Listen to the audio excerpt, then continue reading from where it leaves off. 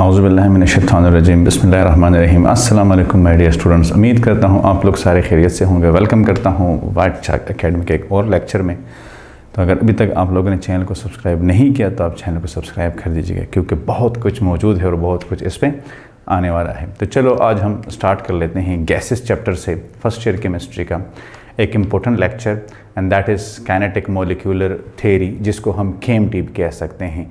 तो पेपर में kinetic molecular theory पूरे भी वो आपको लिख के दे सकते हैं और आपको KMT भी दे सकते हैं।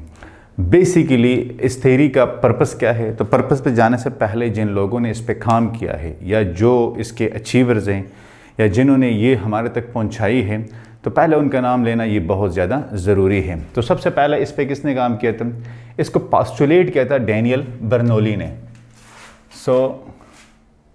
ये इसके हम करते हैं कि पास्टुलेटेड बाय डैनियल बर्नौली।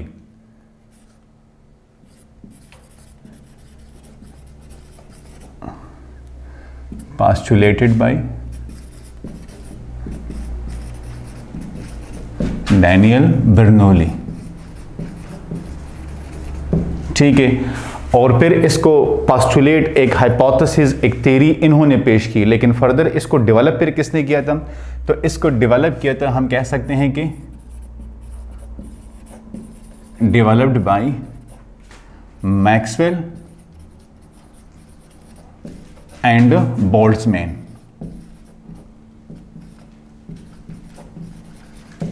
इन दोनों ने फिर इसको डेवलप किया। बेस क्या है इस थ्योरी का, ठीक है। सो हम कह सकते हैं कि द सेंट्रल पॉइंट और पर्पस वो इस थ्योरी का क्या है, वो इस थ्योरी का है कि द गैस मॉलिक्यूल्स मूवमेंट। जब ये गैस मॉलिक्यूल मूवमेंट करते हैं तो ये क्या क्या करते हैं और क्या क्या कैरेक्टरिस्टिक्स वहां पे पाए जाते हैं। तो इसके साथ फिर हम ये बात करते हैं कि कुछ जो कैरेक्टरिस्टिक्स है, कुछ जो प्रॉपर्टीज़ है गैसेस की, तो वो ये थ्योरी हमारे तक लेके आती है। कुछ प्रॉपर्टीज़, सारी प्रॉपर्टीज़ नहीं, हम कह सकते हैं कि pure properties, pure characteristics has been forwarded, has been well understood by the with the help of this theory. तो ये फिर हम यहाँ पे एक मतलब इस पे बात कर सकते हैं। तो चलो हम वो पास्टुलेट पे बात करते हैं। अच्छा अच्छा गैसेस का देखिए, सॉलिड के मतलब ये कि सिक्स स्टेट्स ऑफ मैटर होते हैं, solid, liquid, gas, plasma, liquid crystalline, super atoms. और gases is one of the states of matter, जिसमें हम कहते हैं कि मतलब मॉलिक्यूल ज़्यादा स्पेस ऑक्यूपाई करते हैं, वॉल्यूम कम होता है, कोई डेफिनेट शेप नहीं होता इसका, ठीक है। जिस चीज़ में आप डाल लेते हैं उसका शेप कवर कर लेता है। मॉलिक्यूल एक दूसरे से बहुत दूर होते हैं। तो बहुत सारे डेफिनेशन है इसके, अगर आप लोग करना चाहें। तो चलो अभी हम जाते हैं, मतलब ये कि पास्टुलेट्स आप KMT, ठीक है। तो पास्टुलेट्स आप KMT, इस पे सबसे पहले क्या है, सबसे पहले जो पास्टुलेट है वो हमारा है कि the gases are consist of small particle, gases are consist of small particles। मतलब ये है कि gases हमारे पास स्मॉल पार्टिकल से बना है। किस चीज़ से, स्मॉल पार्टिकल से बना है। और इन पार्टिकल्स को हम क्या कहते हैं, इन पार्टिकल्स को हम कहते हैं मॉलिक्यूल्स। क्या, मॉलिक्यूल्स। ये तो पहले इसका जो कंपोजिशन है कि गैसेस क्या है, तो स्मॉल पार्टिकल से बने हैं और उस स्मॉल पार्टिकल को हम कहते हैं मॉलिक्यूल्स, ठीक है। ये तो इसका पहला पॉइंट है कि अगर आपके पास एक कंटेनर है और उस कंटेनर में हम सपोज करते हैं कि ये हमारे पास एक कंटेनर है, ठीक है। हम कहते हैं कि इसमें गैस पड़ा हुआ है,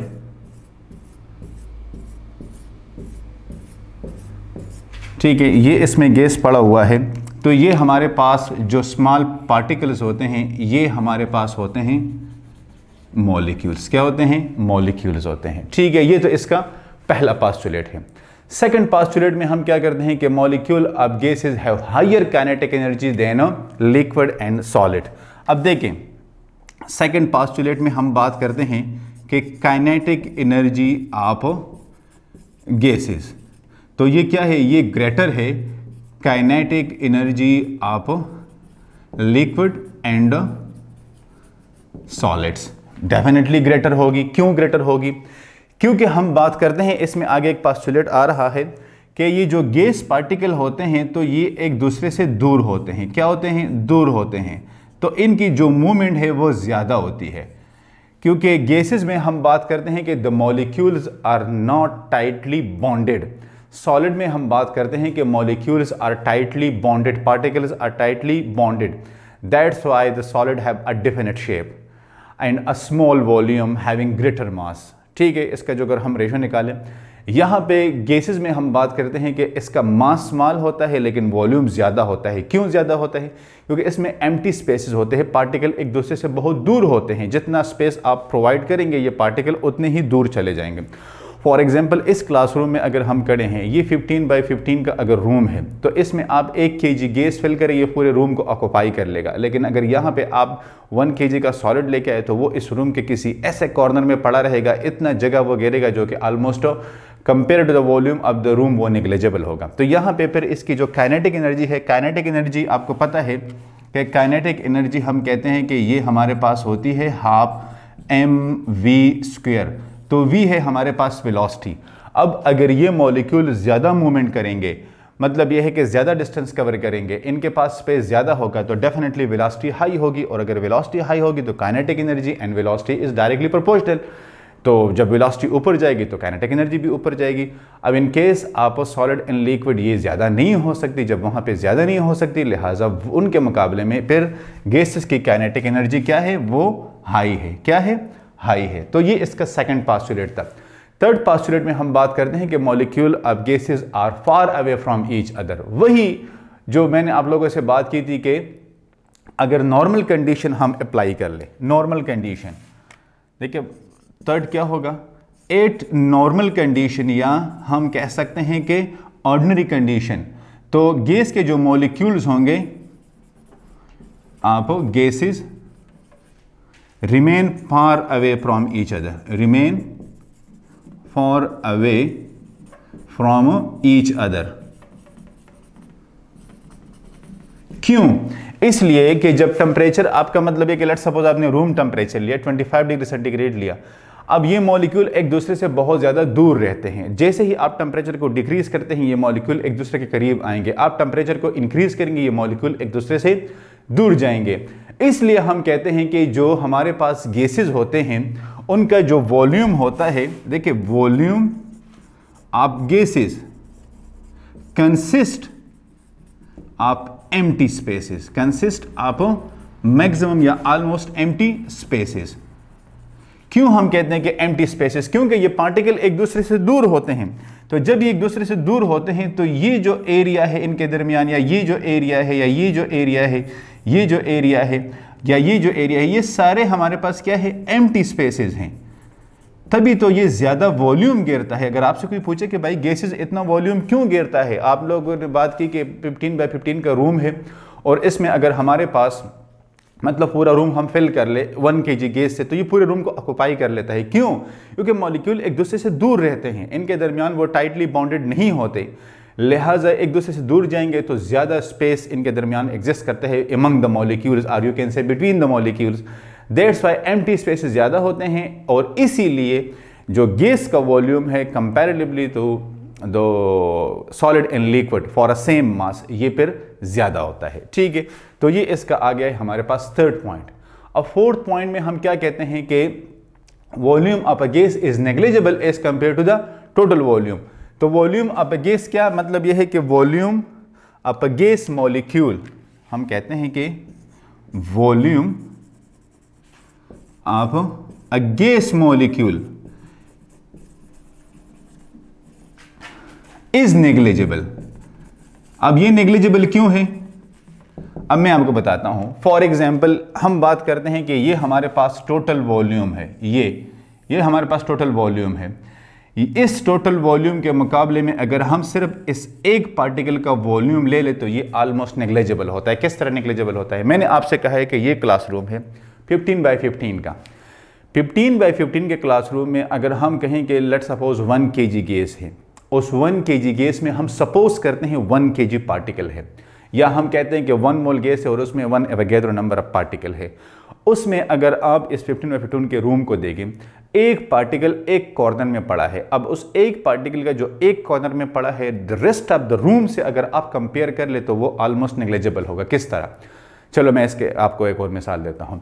लेट्स सपोज एक क्रिकेट ग्राउंड है, ठीक है। एक क्रिकेट ग्राउंड में अगर आप लोग देखें तो अगर पिच के इस एक तरफ और दूसरी तरफ 60 मीटर की बाउंड्री है तो ऑलमोस्ट इट मीन के ये जो सर्कल है ये 120 मीटर का है, ठीक है। अब 120 मीटर के बाउंड्री में या ग्राउंड में आप एक बाउंड्री लाइन पे एक जो बॉल है 125 ग्राम का, ठीक है, ये जो हार्ड बॉल है वो आपने रख दिया। As compare to the total ground volume, उस एक बॉल ने जितनी जगह घेरी है वो नेग्लिजिबल है कि नहीं है? अगर आप उस बॉल के नीचे जो जगह उसने घेरी है उसको उठा ले और पूरे ग्राउंड के वॉल्यूम के साथ उसका कंपैरिजन कर ले तो ऑलमोस्ट, मैं जीरो नहीं कहता हूँ, मैं नेग्लिजिबल कहता हूँ। या हम सेकंड मिसाल लेते हैं। लेट्स सपोज कॉलेज है, 1000 स्टूडेंट हैं, उसमें एक स्टूडेंट नहीं आता। आया कॉलेज के ऊपर कोई फ़र्क पड़ता है? नहीं। लेकिन अगर 40 स्टूडेंट्स की क्लास है और वहाँ पे एक स्टूडेंट नहीं आता, दैट मेक्स अ डिफरेंस, ठीक है। तो अगर हम टोटल वॉल्यूम, एक गैस इतने ज़्यादा गिरता है कि एक पार्टिकल का वॉल्यूम नेग्लिजिबल होता है अगर हम उसको टोटल वॉल्यूम से कंपैरिजन कर ले, ठीक है। ये गैसेस की एक प्रॉपर्टी है, ठीक है। अच्छा, इसके बाद फिफ्थ पॉइंट हमारा क्या है? ये जो अट्रैक्टिव और रिपल्सिव फोर्सेस होते हैं ये हम कहते हैं कि ऑलमोस्ट ये नेग्लिजिबल होते हैं, ठीक है। इन गैसेस हम कहते हैं कि attractive and repulsive forces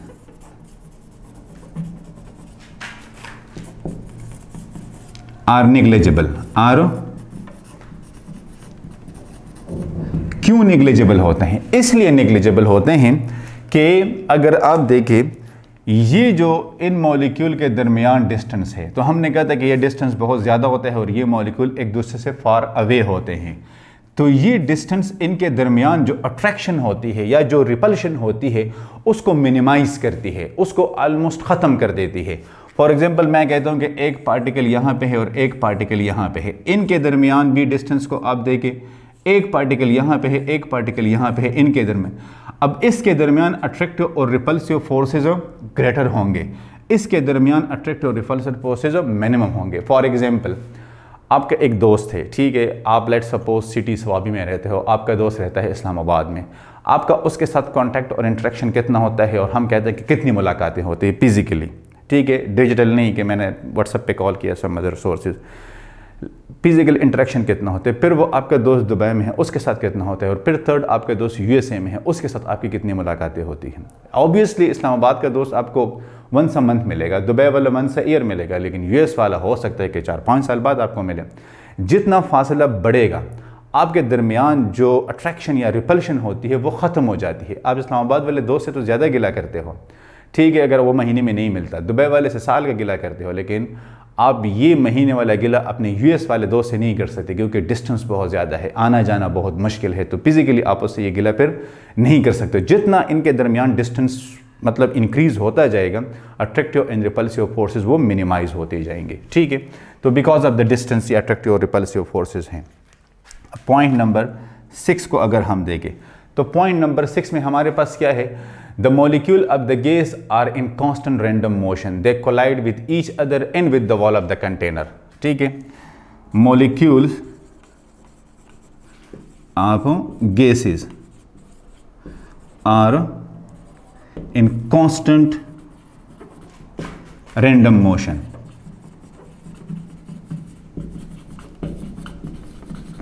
and they collide with each other and with the wall of the container. अब ये जो पार्टिकल है ये इसके साथ टकराता है, ये पार्टिकल इसके साथ टकराता है, ये पार्टिकल इसके साथ टकराता है, लेकिन ये particle wall of the container के साथ भी टकराता है, ठीक है।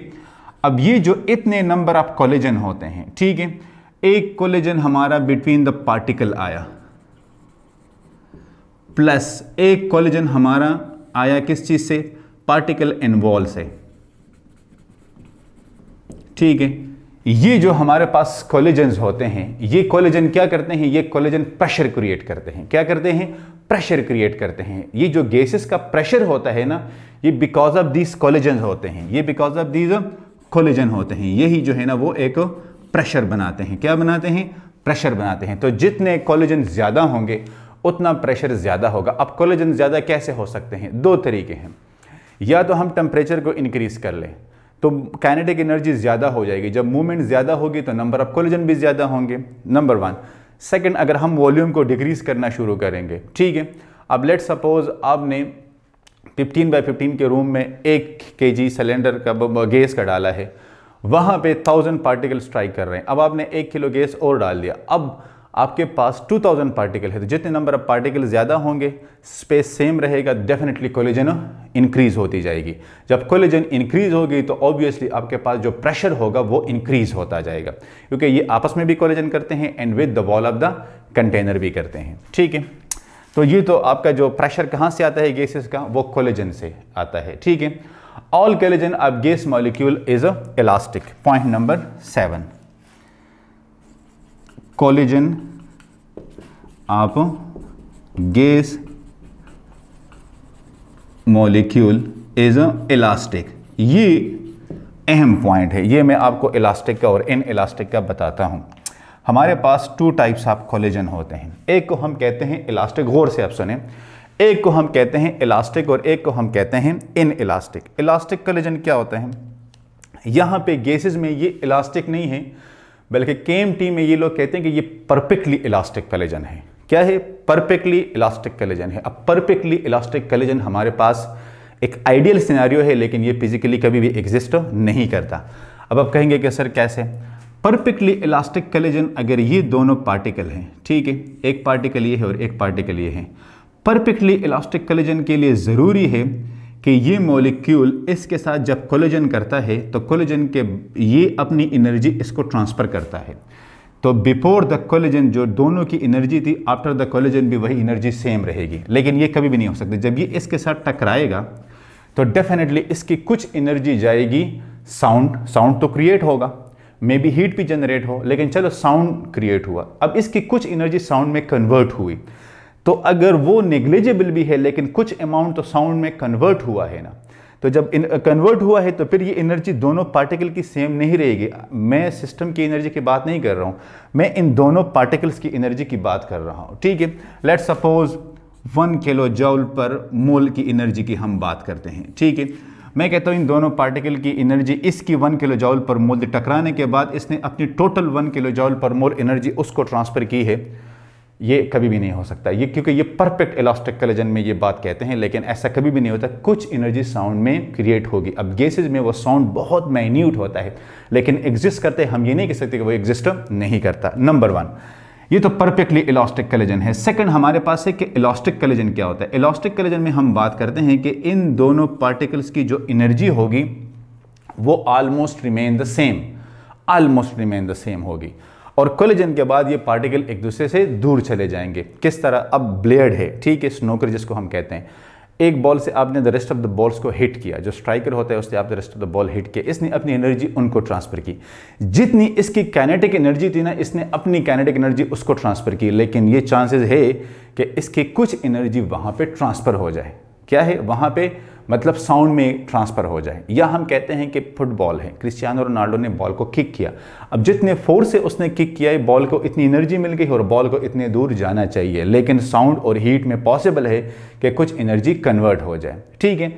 ये हम कहते हैं कि ये हमारे पास। अब इलास्टिक कोलिजन में एक तो एनर्जी का ट्रांसफ़र आता है, दूसरी क्या बात है कि इसमें डिफॉर्मेशन नहीं आएगी। मतलब ये है कि एक दूसरे के शक्ल को ये नहीं बिगाड़ेंगे, इसकी शक्ल सेम रहेगी, सिर्फ एनर्जी ट्रांसफ़र हो जाएगी। अब आपको थोड़ा सा आसान होगा इन इलास्टिक को समझना। इन इलास्टिक कोलिजन में हम बात करते हैं कि जब दोनों पार्टिकल टकराते हैं, मतलब एक तरफ से ट्रक आ रहा है, दूसरी तरफ से कार आ रहा है, ट्रक ने कार को स्ट्राइक किया, ये ज़्यादा चांसेस है कि ट्रक कार के ऊपर बिल्कुल चढ़ जाए और इसको बिल्कुल डिफॉर्म करे, इसको बिल्कुल ख़त्म करे। तो अब ट्रक जो एनर्जी के साथ आ रहा है तो उसकी भी एनर्जी डाउन हुई और कार तो बिल्कुल अपनी जगह पे स्टॉप ही हुआ, तो काइनेटिक एनर्जी उसकी बिल्कुल कम हुई। कितनी कम हुई? अप्रिशिएबल अमाउंट कम हुई। मतलब ये कि जिसको हम नोट कर सकते हैं, जब डिफॉर्मेशन आता है तो मैक्सिमम एनर्जी वहाँ पे डिक्रीज होती है। और ये भी चांसेस है कि कार उस बॉडी को ट्रक उस कार को अपने मतलब ये है कि वो फेस के साथ आगे लेके जाएं, तो अगर वो आगे लेके जाते हैं तो बिल्कुल कार की तो एनर्जी ज़ीरो हो गई है, और ट्रक भी जिस वेलोसिटी से आ रहा है तो अब उसकी वेलोसिटी उतनी नहीं रहेगी, उसकी स्पीड कम हो जाएगी। तो हम कहते हैं कि अगर एनर्जी का जो लॉस हो वो नेग्लिजिबल अमाउंट में हो, मतलब दो पार्टिकल आपस में टकराएं और उसमें जो एनर्जी लॉस है वो नेग्लिजिबल अमाउंट है, तो ये इलास्टिक कोलिजन है। अगर उसमें जो एनर्जी लॉस है वो अप्रिशिएबल अमाउंट है, मतलब ये कि वो डिफॉर्मेशन वहाँ पे आया और ख़ास अच्छी खासी अमाउंट वहाँ पे लूज़ कर गए एनर्जी की, काइनेटिक एनर्जी की, तो वो फिर इन इलास्टिक है। और परफेक्टली इलास्टिक कि 1 किलो जॉल एनर्जी अगर एक पार्टिकल की है, ये दूसरे के साथ टकराता है तो ये exactly same amount of energy वहाँ पे ट्रांसफ़र करे, ये फिर पॉसिबल नहीं है। ये एक आइडियल सिचुएशन में होता है जो कि एग्जिस्ट नहीं करता प्रैक्टिकली। अच्छा, फिर हमारे पास पॉइंट नंबर 8 आता है। तो पॉइंट नंबर 8 में हम क्या कहते हैं, average kinetic energy of the gas molecule is directly proportional to absolute temperature. मतलब यह है कि हमारे पास average kinetic energy is directly proportional to absolute temperature. Absolute temperature जिसको हम केल्विन स्केल पे लेते हैं, ठीक है। एब्सोल्यूट टेम्परेचर, बिल्कुल ये हमारे पास जितने भी पार्टिकल स्ट्राइकिंग करते हैं, ठीक है, इन सारों की अगर हम एवरेज काइनेटिक एनर्जी ले लें हर एक पार्टिकल की, चाहे यहाँ पे 1000 पार्टिकल है, पता नहीं वो 800 है, 1 एवोगैड्रो नंबर, जितने भी पार्टिकल है इन सारों की अगर हम एवरेज काइनेटिक एनर्जी ले लें तो ये टेम्परेचर के साथ डायरेक्टली प्रोपोर्शनल होगी। मतलब ये है कि अगर हम टेम्परेचर इंक्रीज करेंगे तो एवरेज काइनेटिक एनर्जी ऊपर जाएगी, अगर हम टेम्परेचर को डिक्रीज करेंगे तो एवरेज काइनेटिक एनर्जी नीचे आएगी। इसलिए मैंने कहा था कि अगर आप टेम्परेचर को इंक्रीज करते हैं तो आपके पास प्रेशर ज़्यादा क्रिएट होगा। क्यों ज़्यादा क्रिएट होगा? क्योंकि वहाँ पे वेलोसिटी इंक्रीज होती है, जितनी वेलोसिटी इंक्रीज होगी तो डेफिनेटली आपके पास काइनेटिक एनर्जी इंप्रूव होगी और पार्टिकल्स मैक्सिमम कोलिजन करेंगे। तो ये तो एक सिंपल पॉइंट है, आपको समझ आ जाता है। अब स्क्रीनशॉट ले ले, जो बाकी 2 पॉइंट्स है वो मैं फिर करवाता हूँ।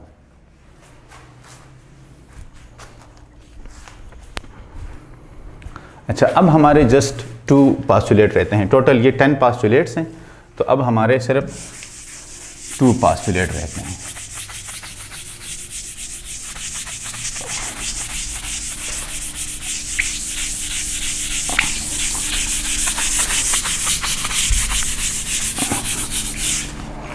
ठीक है, अब हमारे जस्ट 2 पास्टुलेट रहते हैं। अब 2 पास्टुलेट में हमारे पास क्या है, द 9th नंबर हमारे पास है कि molecule of different gases have same average kinetic energy at the same temperature. अब हमारे पास सपोज करें डिफरेंट गैसेस हैं, डिफरेंट गैसेस हैं। अब इन डिफरेंट गैसेस की जो एवरेज काइनेटिक एनर्जी होगी वो क्या होगी, वो हमारे पास इन डिफरेंट गैसेस की जो एवरेज काइनेटिक एनर्जी होगी वो क्या रहेगी, वो हमारे पास सेम रहेगी एट द सेम टेम्परेचर।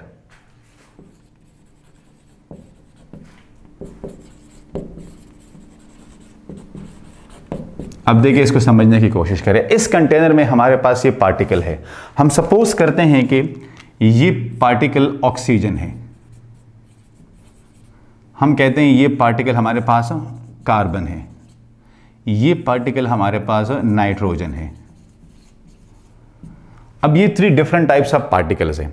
अब इन पार्टिकल्स को अगर हम, मतलब ये है कि मतलब ये 3 डिफरेंट पार्टिकल है, तो आप समझ लें कि ये 3 डिफरेंट गैसेस हैं।